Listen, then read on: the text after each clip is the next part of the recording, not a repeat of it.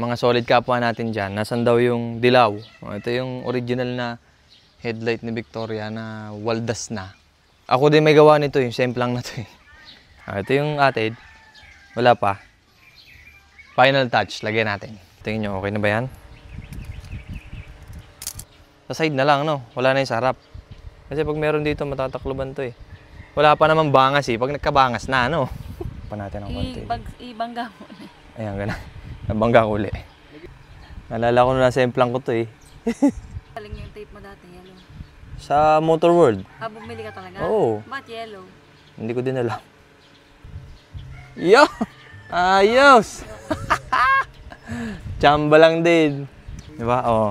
Signature talaga, guys. Ayan na. Signature. Naalala ko yung mga Etomac era, oh, di ba? Hindi ko nalalagyan dito, guys, kasi ito, ang purpose lang naman itong santo. May semplang kasi ito eh. Pag pinatungan naman pangit kasi may putol siya dito, di ba? Maganda isa na lang. Antayin nyo pag sumemplang muli.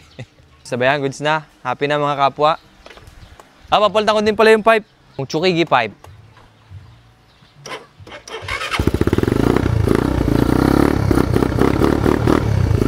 Ganyan ang tunog ng Chukigi pipe. Bassy siya, natahimik pag minor. Ganda ng tunog talaga ng Chukigi, no, be?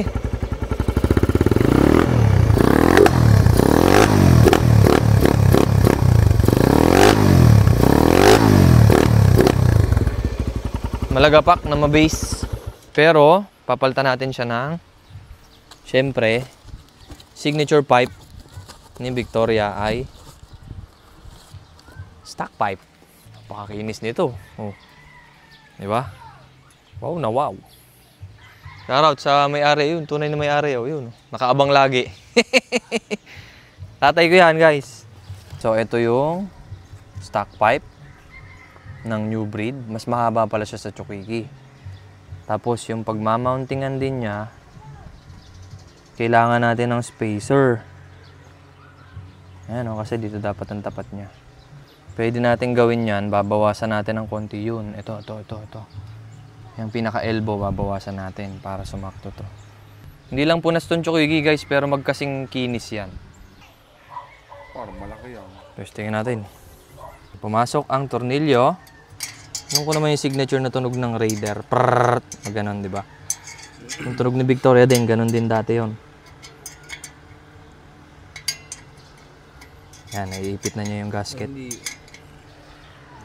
Lulugan natin yung payo nandun sa kabila. Lugan lang natin to para mapwesto natin ng maayos. Hindi tatama. Tatama siya kung itong stand ay wala. Since hindi natin makakabit kasi gawa ng bracket, ayusin pa namin. Patunogin muna natin.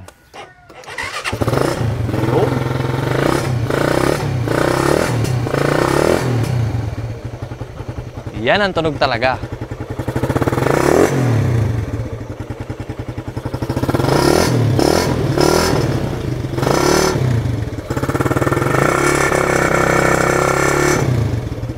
Ganda ng lagapak, no?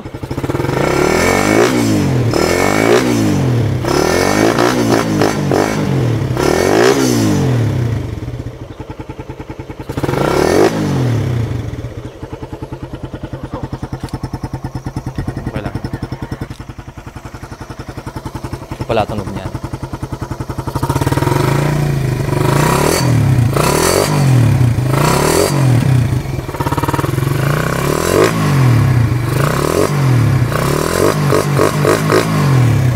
Ganda ng tunog ba?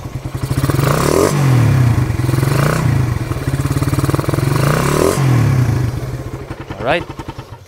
Talagang tunog niyan. Yan ang talagang tunog ng new breed.